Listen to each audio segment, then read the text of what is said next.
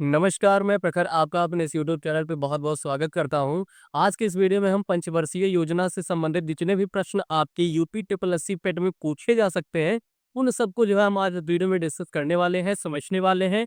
तो UP triple SC पेट के द्वारा जितने और भी प्रीवियस ईयर में जो क्वेश्चन पूछे गए हैं पंचवर्षीय योजना को लेकर और आगे जो 6 और 7 सितंबर को आपका पेट एग्ज़ाम है, उसमें जो पूछा जाएगा, वो सब कुछ आज हम इस वीडियो में समझने वाले हैं। तो पंचवर्षीय योजना से संबंधित जितने भी प्रश्न हैं, वो आज आप इस वीडियो में पढ़ने वाले हो। तो वीडियो के एंड तक ज़रूर देखिएगा ताकि जो है इससे रिलेटेड अगर एक भी क्वेश्चन आपका पेट में आता है और जो कि आएगा, ठीक है?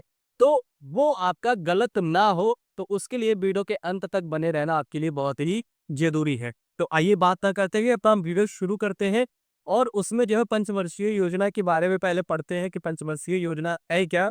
ठीक है? तो पंचवर्षीय योजना देखिए क्या है? इसको यूएसएसआर यानी जो आपका पहले सोवियत संघ जिसको बोला जाता था, उसके द्वारा अपनाया गया है, ठीक है? और फिर स्वतंत्रता प्राप्ति के बाद जो है 12 पंचवर्षीय योजनाएँ बन चुकी हैं। जैसा कि हमको पता है पंचवर्षीय योजना के बाद जो है, ये आपका कह सकते हो कि स्वतंत्रता प्राप्ति यानी 1947 में हमारा भारत आज़ाद हुआ, उसके बाद से लेकर जो है 12 पंचवर्षीय योजनाएँ जो है क्या हो चुकी हैं, बन चुकी हैं। और यह कब जो है सोवियत संघ मॉडल से जो इसको लिया गया है, ठीक है? सोवियत संघ मॉडल से और कब से शुरू हुआ रहा है ये? 1 अप्रैल 1951 से। आपसे कई बार पेपर में ये चीज़ें पूछी गई है कि आपका पंचवर्षीय योजना का प्रारंभ कब से होता है? तो कब से होता है? 1 अप्रैल 1951 से। और किस लिए होता है? इसका उद्देश्य क्या है? ताकि आर्थिक और सामाजिक नियोजन के लिए, ठीक है? आर्थिक और सामाजिक नियोजन के लिए 5 वर्ष की योजनाएँ बनानी शुरू की कब से? 1 अप्रैल 1951 से। मतलब आप कह सकते हो सीधा-सा मतलब इसका यही है कि पंचवर्षीय योजना का प्रारंभ जो है 1 अप्रैल 1951 को हुआ था। और फिर अब तक भारत में 12 पंचवर्षीय योजनाएँ और 6 वार्षिक योजनाएँ लागू हुई हैं। मतलब बीच-बीच में कभी ऐसा हुआ है कि जब योजना अवकाश हो गया है, फिर अलग-अलग प्लान हो गया है, तो वहाँ पे जो है 1-1 वर्ष के लिए जो क्या कह दिया जाता था, योजना बनाया जाता था। इसलिए उसको जो है वार्षिक योजनाएँ बोला गया, पंचवर्षीय नहीं। पंचवर्षीय क्योंकि 5 वर्ष के लिए होता था इसलिए पंचवर्षीय बोला गया। लेकिन बीच-बीच में कभी ऐसा कुछ सिचुएशन क्रिएट हुई, जिसकी वजह से क्या हुआ कि 1 वर्ष के लिए जो है योजना बनाई जा रही थी, तो इस वजह से 6 वार्षिक योजनाएँ भी बनाई गई है। पंचवर्षीय योजना का जनक भारत में किसको बोला जाता है? तो पंडित जवाहरलाल नेहरू जी को बोला जाता है, तो इसको भी याद रखना है। क्या पता पेपर में यही पूछ ले कि भारत में पंचवर्षीय योजनाओं का जनक किसको कहते हैं? तो किसको कहते हैं? पंडित जवाहरलाल नेहरू जी को कहते हैं, ठीक है? आगे और इसमें अब देखिए जो पहला पंचवर्षीय योजना क्या खास बात है उसमें? अच्छा, इतनी चीज़ों को हम इसमें समझते चलेंगे कि उसकी अवधि कब तक थी, ठीक है? पंचवर्षीय योजना में हम उसकी अवधि मतलब उसका टाइम पीरियड देखेंगे कि कौन-सी योजना कब तक थी। उसके बाद मॉडल किस मॉडल पे आधारित थी, ठीक है? उसके बाद लक्ष्य क्या था उसका? उसके बाद विकास दर कितना था और प्राप्त कितना हुआ, ठीक है? इतना के बाद फिर उसमें जो महत्वपूर्ण कार्यक्रम थे उस योजना के दौरान उसको हम इस वीडियो में समझते चलेंगे ताकि एक भी नंबर आपका इस पंचवर्षीय योजना से बाहर नहीं आना चाहिए, ठीक है? तो देखिए कब इसकी प्रथम पंचवर्षीय योजना 1 अप्रैल 1951 से लेकर 31 मार्च 1956 तक चला था। या इन शॉर्ट इसको आप इतना याद सकते हो कि एक 1951 से लेकर 1956 तक, ठीक है? उसके बाद इसका जो मॉडल था उसको हेरोल्ड-डोमर मॉडल कितनी बार पेपर में पूछा गया कि प्रथम पंचवर्षीय योजना किस मॉडल पर आधारित था? तो हेरोल्ड-डोमर मॉडल पर आधारित था, ठीक है? लक्ष्य क्या था? कृषि और सिंचाई संसाधनों का विकास। शुरुआत में देखिए क्या हुआ था, शुरू में जो है एग्रीकल्चर पे नहीं ध्यान दिया जा रहा था कि किसी को किस तरीके से कृषि को जो है बढ़ाया गया, ठीक है? तो शुरुआती जो लक्ष्य था वो यही था एग्रीकल्चर, कृषि तथा सिंचाई संसाधनों का विकास करना, ठीक है? लक्ष्य हमने रखा था कितना कि 2.1% का, ठीक है? ये लक्ष्य हमने रखा था 2.1% का लक्ष्य रखा था कि हमको जितना जो है विकास करना है, लेकिन हमारी जो विकास हुई थी वो जो है 3.6% हुआ था, मतलब पॉजिटिव में थे, ठीक है? क्या थे? पॉजिटिव में थे। उसके बाद इसमें अगर और चीजें हम समझें तो फिर यहाँ पे देखिए इस पंचवर्षीय योजना में कार्यक्रम क्या क्या चल रहा है, ठीक है? तो पहले इसका तो लीड रोल कर रहा था क्योंकि प्रधानमंत्री उस समय कौन थे? प्रधानमंत्री उस समय आपके पंडित जवाहरलाल नेहरू थे, ठीक है? प्रधानमंत्री पंडित जवाहरलाल नेहरू थे क्योंकि 1951 से लेके 56 तक इस बीच कौन था प्रधानमंत्री? जवाहरलाल नेहरू ही थे। तो नेतृत्व कौन कर रहा था? यही कर रहे थे, ठीक है? कार्यक्रम क्या हुआ थे? हीराकुंड, दामोदर घाटी तथा भाखड़ा नागल नदी घाटी परियोजना। अगर आपसे पूछा जाए जो है 3 बार कि हीराकुंड घाटी परियोजना, फिर दामोदर घाटी तथा भाखड़ा नागर नदी घाटी परियोजना किस पंचवर्षीय योजना में शुरू किया गया? तो आप बताएंगे प्रथम पंचवर्षीय योजना में इसको शुरुआत की गई। ठीक है, 1952 में सामुदायिक विकास कार्यक्रम बहुत इंपॉर्टेंट है। ठीक है, 1952 में जो है सामुदायिक विकास कार्यक्रम, आज से पेपर में पूछा जाएगा सामुदायिक विकास कार्यक्रम की स्थापना कब हुई थी, तो आपको क्या बताएंगे 1952 में हुई थी। उसके बाद 1953 में क्या हुआ, राष्ट्रीय प्रसार योजना शुरू की गई। ठीक है, उसके बाद 1953 में यूजीसी यानी विश्वविद्यालय अनुदान आयोग, जिसको यूजीसी बोला जाता है, यूनिवर्सिटी ग्रांट कमीशन। ठीक है, तो विश्वविद्यालय अनुदान आयोग की जो स्थापना कब हुई, आपकी 1953 में हुई थी। और 1955 में इंटीग्रल कोच फैक्ट्री स्थापित की गई, कहाँ पे, चेन्नई में। आपसे ये भी पूछा जाता है इंटीग्रल कोच फैक्ट्री कहाँ पे है, तो चेन्नई में है। ठीक है, और इसकी स्थापना प्रथम पंचवर्षीय योजना के अंतर्गत ही हुई थी। तो प्रथम पंचवर्षीय योजना से संबंधित इतनी चीजें आपको याद रखनी है। अब दूसरा जो पंचवर्षीय योजना है वो द्वितीय पंचवर्षीय योजना है। ठीक है, अब द्वितीय पंचवर्षीय योजना में हम देखें तो अवधि क्या थी इसकी, 1956 से 61 तक। ठीक है, इसके पहले वाला क्या था, 1951 से 56 तक था। अब उसके बाद 56 से कितना है, 61 तक।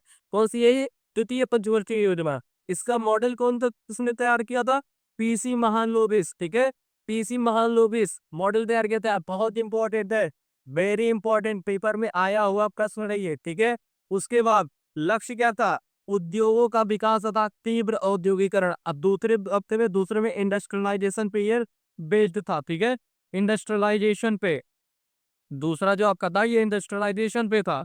उसके बाद विकास दर हमने कितना रखा था, हमने रखा था 4.5% का।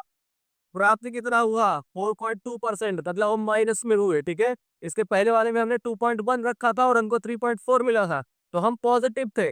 इस बार क्या होगा, 4.5% रखा था हमने लक्ष्य, लेकिन हमको प्राप्त हुआ 4.2%, तो कुछ हद तक जो है माइनस में है। ठीक है, तो नेतृत्व प्रधानमंत्री जो है प्रकोप दे रहे थे पंडित जवाहरलाल नेहरू ही, क्योंकि 1961 जो अभी है और 64 तक प्रधानमंत्री कौन थे, आपके प्रधानमंत्री थे जवाहरलाल नेहरू जी, तो इसका नेतृत्व भी यही कर रहे थे। ठीक है, अब इस दौरान जो है प्रमुख कार्यक्रम अगर हम देखें कौन कौन सी जो है चीजें हुई थी, तो अब ये चीज अगर हम समझे इसमें, तो क्या हुआ था, राउरकेला, भिलाई, दुर्गापुर, इन तीनों का जो है क्या हुआ था, निर्माण हुआ था। और ये बहुत इंपॉर्टेंट है, कई बार ये चीजें आपके पेपर में डायरेक्ट पूछी गई हैं।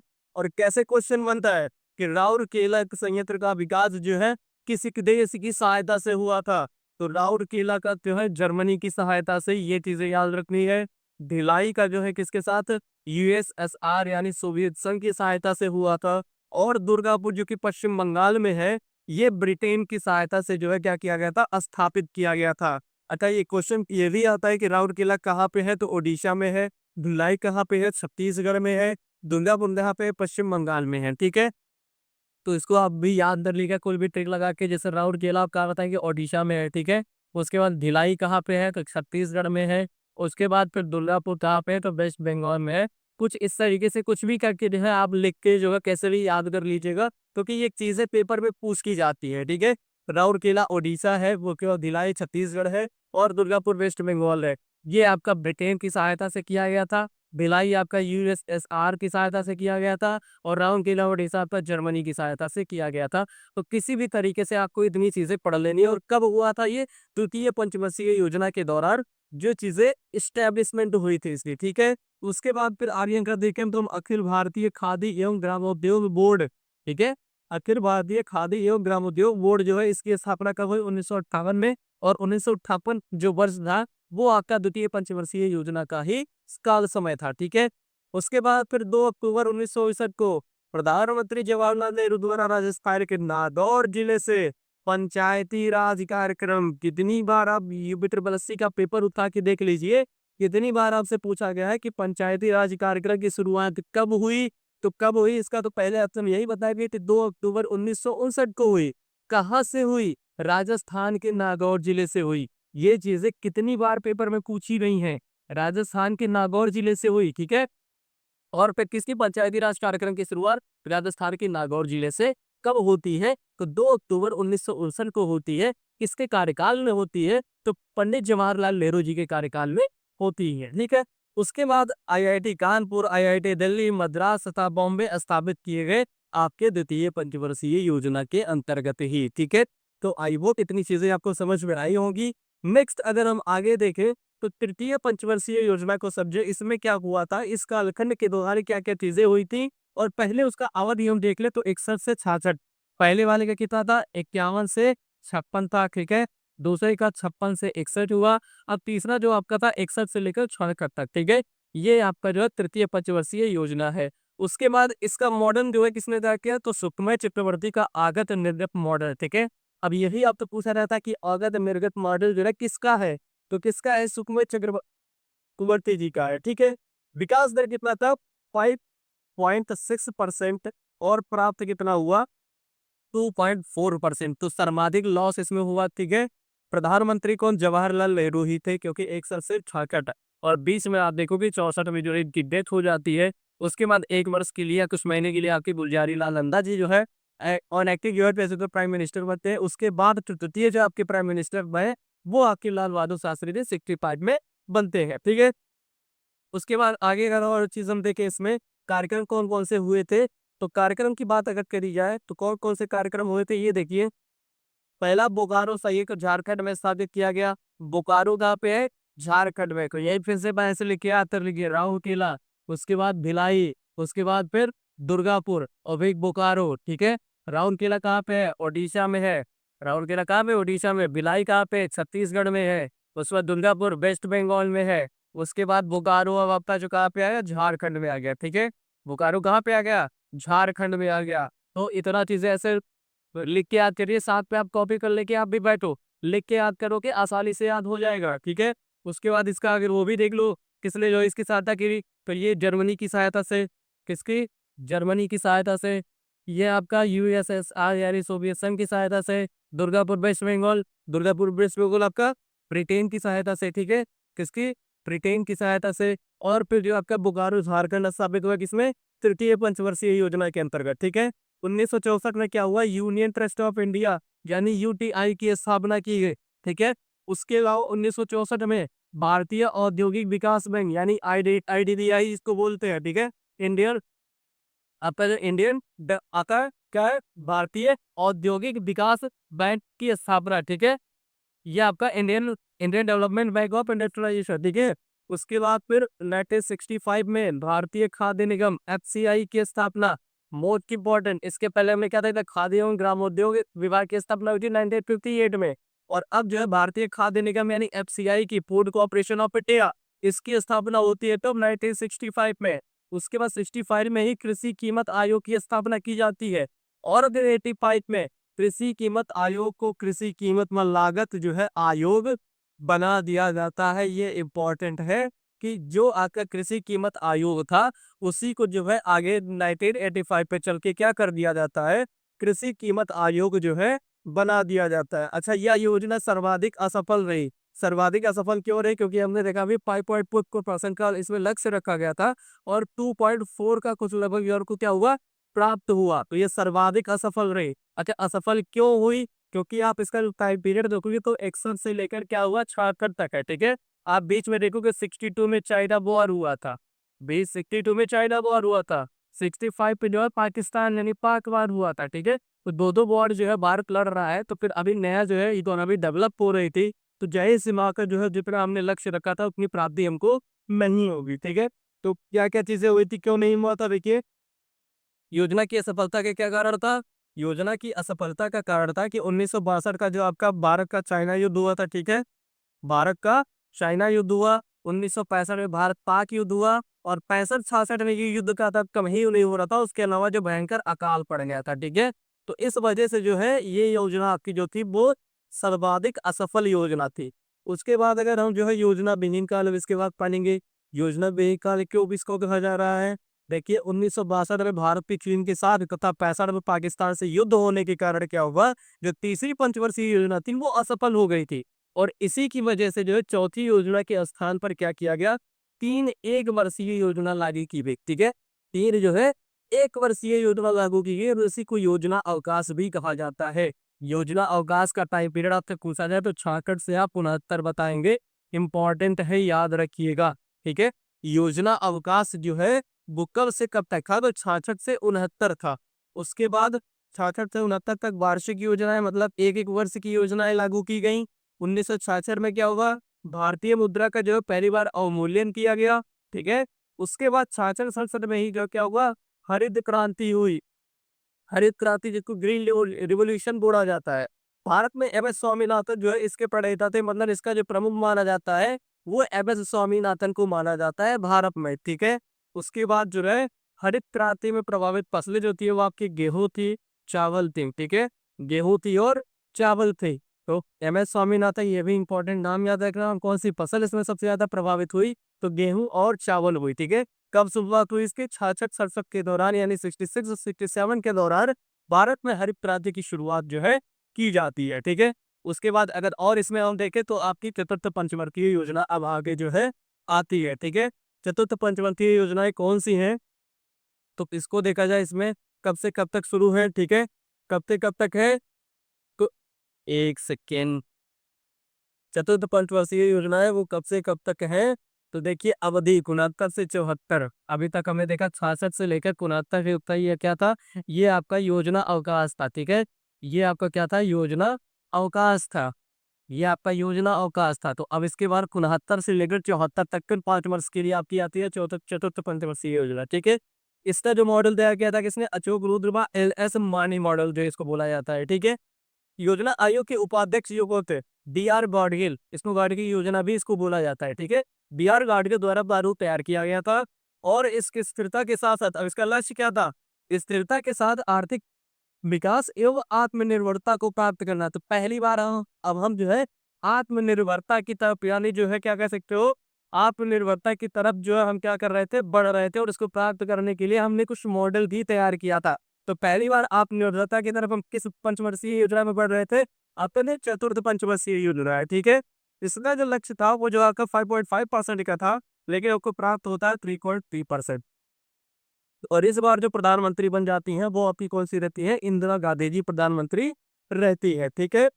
आगे अगर इसके बारे में और कुछ समझे हम, कार्यक्रम कौन कौन से हुए थे इसके दौरान, तो मोस्ट इंपॉर्टेंट कार्यक्रम इसके दौरान यही है कि 1969 में जो है क्या कर दिया गया था? 14 बैंकों को जो है राष्ट्रीयकरण, यानी पहली बार 14 बैंकों का राष्ट्रीयकरण किया गया। कब?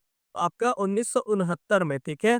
जिसकी पूंजी जो है क्या थी? 50 करोड़ से ज्यादा थी। और 1969 में ही आपका एमआरटीपी एक्ट लाया गया, ठीक है। एमआरटीपी एक्ट लाया गया। इसके तहत क्या हुआ कि पूंजी के केंद्रीकरण को रोकना था, ठीक है। पूंजी के केंद्रीकरण को रोकना था। इसका मतलब एमआरटीपी का मतलब क्या है? कि monopoly and restrictive trade practice act जो था, इसको लाया गया था ताकि जो क्या किया जाए, पूंजी का केंद्रीकरण, मतलब जो कैपिटल है वो किसी एक पर्सन या कुछ ही हाथ में ना रहे, उसका डिस्ट्रीब्यूशन सबके हाथ में होना चाहिए, ठीक है। उसके बाद ही बफर स्टॉक की स्थापना की गई, जिससे क्या हुआ कि भविष्य की आवश्यकता पूर्ति के लिए क्या किया जाए? अनाज को रखा जाए। क्योंकि इसके पहले हमने देखा था कि 65-66 के दौरान क्या हुआ था? अकाल पड़ गया था, ठीक है। तो उस चीज को अब आगे मद्देनजर रखते हुए क्या किया गया? बफर स्टॉक की स्थापना की गई, ताकि जो है भोजन को लंबे समय तक जो क्या किया जाए? अनाज को रखा जा सके, ठीक है। उसके बाद आप 1970 में क्या हुआ? मोस्ट इंपोर्टेंट, 1970 में ऑपरेशन फ्लड, ठीक है। ऑपरेशन फ्लड यानी इसी को श्वेत क्रांति बोला जाता है। और इसके जनक किसको मानते हैं? वर्गीज कुरियन को, ठीक है। इसी के जनक किसको माना जाता है? वर्गीज कुरियन जी को माना जाता है। और 1973-74 में क्या किया गया? सूखा प्रवण क्षेत्र का कार्यक्रम अपनाया गया। और फिर परिवार नियोजन कार्यक्रम भी किसी कार्यक्रम में अपनाया गया। मतलब परिवार नियोजन कार्यक्रम जो अपनाया गया था वो जो है आपका ये पंचवर्षीय योजना जो आपका शुरू किया गया था कब? 66 से लेकर ये सॉरी 69 से लेकर 74, यानी जो चतुर्थ पंचवर्षीय योजना थी उसमें ये चीजें लाई गई थी, ठीक है। ऑपरेशन फ्लड हुआ। उसके बाद 14 बैंकों का राष्ट्रीयकरण किया गया, परिवार नियोजन कार्यक्रम लाया गया। तो ये सब आपकी चतुर्थ पंचवर्षीय योजना में की गई थी, ठीक है। उसके बाद आगे अगर हम और देखें इसमें, तो पच्चीम पंचवर्षीय योजना यानी जो 5 ईयर प्लान की बात की जाएगा, तो इसकी अवधि आपकी 74 से लेकर 78 तक थी, ठीक है। 74 से लेके 78 तक। और मॉडल किसने तैयार किया? तो डीपी धर। मॉडल किसने तैयार किया? बीपी धर ने। गरीबी उन्मूलन के साथ साथ आत्मनिर्भरता को प्राप्त करना। अब इसमें आत्मनिर्भरता तो हमको प्राप्त करना ही है, लेकिन उसके साथ साथ गरीबी को भी उन्मूलन करना है, यानी गरीबता को भी हटाना है, ठीक है। इसका लक्ष्य क्या था? 4.4% था। और फिर उसका प्राप्ति कितना हुआ? 4.8%। मतलब काफी सेकेंड जो द्वितीय पंचवर्षीय योजना थी उसके बाद पहली बार हम जो है क्या हुए थे? प्रॉफिट में आते हैं, कैसे का पॉजिटिव रिजल्ट मिल जाता है कि मतलब जितना हमने लक्ष्य रखा था उससे अधिक प्राप्ति पूरे की, ठीक है। इसके नेतृत्व प्रधानमंत्री इंदिरा गांधी थी, जो कि कम थे आप 74 से 78 तक। इसी टाइम पीरियड के बेस में आपका 75 में इमरजेंसी आएगा, ठीक है। 75 में क्या आएगा? इमरजेंसी आएगा। और फिर क्या चीजें हुई थी आगे देखिए, इसमें कार्यक्रम बहुत बहुत से हुए थे। तो कार्यक्रम 1974 में परमाणु परीक्षण किया गया पहली बार, ठीक है। परमाणु परीक्षण यानी पोखरण में जो परमाणु परीक्षण जो हुआ था वो चीजें की गई। 1974 में ही क्या हुआ? न्यूनतम आवश्यकता कार्यक्रम चलाया गया, ठीक है। उसके बाद 75 में 20 सूत्रीय कार्यक्रम की शुरुआत की गई। 20 सूत्रीय कार्यक्रम की शुरुआत कब हुई? 1975 में हुई। 1977-78 के दौरान गरीबी निवारण हेतु अंत्योदय कार्यक्रम, ठीक है, गरीबी निवारण हेतु अंत्योदय कार्यक्रम शुरू किया गया। 1977-78 काम के बदले अनाज, ये भी कई इंपॉर्टेंट कई बार पूछा गया, आपके लेखपाल में ये पूछा गया है, ठीक है, कि काम के बदले अनाज योजना कब प्रारंभ की गई और किस पंचवर्षीय योजना के अंतर्गत की गई? तो 77-78 के दौरान पंचम पंचवर्षीय यानी 5 ईयर प्लान थी आपकी फिफ्थ वाली, उसमें जो है आपका काम के बदले अनाज योजना का प्रारंभ किया गया था, ठीक है। गरीबी हटाओ का तारा किस पंचवर्षीय योजना में दिया गया? कितनी बार जो है पूछा गया है, आप पेपर उठा के देख लीजिए। गरीबी हटाओ का नारा जो है पंचम पंचवर्षीय योजना यानी फिफ्थ 5 ईयर प्लान में जो है दिया गया था, ठीक है। 25 जून 1975 को आंतरिक विद्रोह के आधार पर राष्ट्रीय आपातकाल की घोषणा दी, इसी पंचवर्षीय योजना के अंतर्गत की जाती है और अपने कार्यकाल से पूर्व समाप्त होने वाली एकमात्र योजना है कौन सी? पंचम पंचवर्षीय योजना। मतलब इसका जो लक्ष्य था यहाँ का 78 तक, ठीक है, 74 से 78 तक ये इसका टाइम पीरियड था, वो पूरा नहीं कर पाती है और उसके पहले ही जो है पंचवर्षीय योजना को समाप्त कर दिया जाता है। तो क्यों हुआ था आगे देख लीजिए इसके लिए, ठीक है। जब ये समाप्त हुआ, पूरा नहीं हो पाया, तो उसकी जगह पे रोलिंग प्लान आया था, ठीक है, जिसको अनवरत प्लान बोला गया, रोलिंग प्लान, ठीक है। और इसको किसने लाया था? जनता पार्टी की सरकार। जनता पार्टी पहली बार, जनता पार्टी के जो पहली बार ये भी कह सकते हो कि पहली बार गैर कांग्रेसी प्रधानमंत्री कौन है? तो मोरारजी देसाई। ये भी प्रश्न बड़ी बार बार पूछा गया है कि गैर कांग्रेसी मतलब आपका 1978 तक जो है अभी तक आपके कांग्रेस के ही जो है प्राइम मिनिस्टर बन रहे थे, लेकिन पहली बार मोरारजी देसाई 1978 में जब प्राइम मिनिस्टर बने थे तो पहले गैर कांग्रेसी प्रधानमंत्री बने थे, ठीक है। जनता पार्टी की सरकार आने से 1978-79 और फिर 79-80 में क्या हुआ? अनवरत योजना यानी रोल प्लान जिसको बोला जाता है वो बनाया गया। और अनवरत योजना के जनक जो है किसको माना जाता है? डॉक्टर गुरनाल मिडाल को, ठीक है। डॉक्टर गुरनार मिडाल को माना जाता है, लेकिन भारत में इसको लागू करने का जो श्रेय जाता है वो डीटी लकड़वाला जी को जाता है, ठीक है। भारत में लागू करने का श्रेय किसको जाता है? डीटी लकड़वाला जी को जाता है, लेकिन अगर इस मॉडल के जनक पूछा जाए तो वो गुरनाल मिडाल थे, ठीक है। 1979 में इसके दौरान हो क्या हुआ? ग्रामीण युवा स्वरोजगार प्रशिक्षण कार्यक्रम जिसको ट्राइसम बोला जाता है, उसकी शुरुआत जो है आपका ये अनवरत योजना के दौरान ही की गई थी और नेतृत्व प्रधानमंत्री देखिए मोरारजी देसाई के, ठीक है। तो रोलिंग माल कब से कब तक का है आपको जो है याद रखना है, ठीक है। 78, 79 और 79, 80 यानी सीधा सा आप देख सकते हो 78 से 78, ठीक है। 78 से लेकर 80 तक यहाँ पे क्या था? रोलिंग प्लान था, ठीक है। उसके बाद आगे देखा जाए तो आगे और चीजें क्या है? छठी पंचवर्षीय योजना। छठी पंचवर्षीय योजना कब से कब तक शुरू की गई? तो अवधि देख लीजिए 1980 से 85, मतलब आपका 78 से लेकर 80 तक क्या था? आपका क्या था ये? 78 से 80 तक जो है आपका रोलिंग प्लान यानी अनवरत योजना थी और 80 से फिर से जो छठी पंचवर्षीय योजना शुरू की गई। कब इसका टाइम पीरियड? 80 से 85। और मॉडल क्या था? आगत निर्गत मॉडल अर्थात संरचनात्मक परिवर्तन व समृद्धि उन्मुख मॉडल था, ठीक है। उसके बाद लक्ष्य क्या था? रोजगार सृजन और गरीबी उन्मूलन। पहली बार रोजगार की बात की गई, ठीक है। पहली बार जो है रोजगार को और कैसे बढ़ाया जाए उस चीज की बात की जा रही थी और गरीबी उन्मूलन तो था ही। उसके बाद लक्ष्य कितना था? 5.2% का लक्ष्य था और प्राप्ति कितनी हुई थी? 5.7% की। मतलब इसमें भी हमको प्रॉफिट मिल रहा था, प्रॉफिट हो रहा था, ठीक है। प्रधानमंत्री फिर से जो आपकी इंदिरा गांधी जी बन गई थी और 18 आपकी जो 1884 तक आते आते उनकी भी डेथ हो जाती है, ठीक है। आगे अगर हम और देखें इसमें कार्यक्रम कौन कौन से हुए थे? 1980 में फिर से जो 6 बैंकों का राष्ट्रीयकरण किया गया था। अच्छा, पहली बार आकर राष्ट्रीयकरण 1949 में, ठीक है। फिर आपका 1969 में, फिर आपका 1980, ठीक है। 3 बार आपका राष्ट्रीयकरण किया गया और 1980 में कितने बैंकों का? 6 बैंकों का, ठीक है। कितने? 6 बैंकों का राष्ट्रीयकरण किया गया जिनकी पूंजी 200 करोड़ से ज्यादा थी, ठीक है। 12 जुलाई 1982 को नाबार्ड की स्थापना, मोस्ट इंपोर्टेंट, नाबार्ड की स्थापना कब होती है? 12 जुलाई 1982 को। ऐसे नाबार्ड का जो है हेडक्वार्टर कहाँ पे है? इसका आंसर आप लोग कमेंट बॉक्स में करिए कि नाबार्ड का हेडक्वार्टर कहाँ पे है, ठीक है। उसके बाद 1982 में एग्जिम बैंक की स्थापना हुई। मानक व्यक्ति वर्ष रोजगार के लिए स्वीकार किया गया। ठीक है, 15 वर्षों को ध्यान में रखकर जो है पर्सपेक्टिव प्लानिंग बनाई गई और उसके साथ साथ जनसंख्या संबंधित संरक्षण व सुधार को प्रथम बार स्वीकार किया गया था। मतलब पहली बार बात की गई थी जनसंख्या संबंधित संरक्षण को और उसको सुधार को लेकर पहली बार जो है इस चीज पे स्वीकार किया गया था इसको। ठीक है, तो आपको जो है छठी पंचवर्षीय योजना से एक चीज ध्यान रखना है कि 1982 में नाबार्ड की स्थापना की गई थी और 1980 में 6 बैंकों का राष्ट्रीयकरण किया गया था। ये चीजें आपको एग्जाम पॉइंट ऑफ व्यू से जो है याद रखनी है। आगे अगर इसमें और चीज हम बात करें तो आप देखोगे रोजगार हेतु, क्योंकि हमने सब पहले इसका लक्ष्य देखा था, इसका उद्देश्य देखा था, तो रोजगार सृजन की बात की गई थी। तो रोजगार सृजन के लिए जो इसमें क्या चीजें की गई, पहले देखिए IRDP यानी समन्वित ग्रामीण विकास कार्यक्रम। ठीक है, उसके बाद ड्वाक्रा जिसको बोलते हैं ग्रामीण महिला तथा बाल विकास। ठीक है, और उसके बाद ट्राइसन ग्रामीण युवा हेतु स्वरोजगार प्रशिक्षण कार्यक्रम और फिर LREP यानी राष्ट्रीय ग्रामीण रोजगार कार्यक्रम।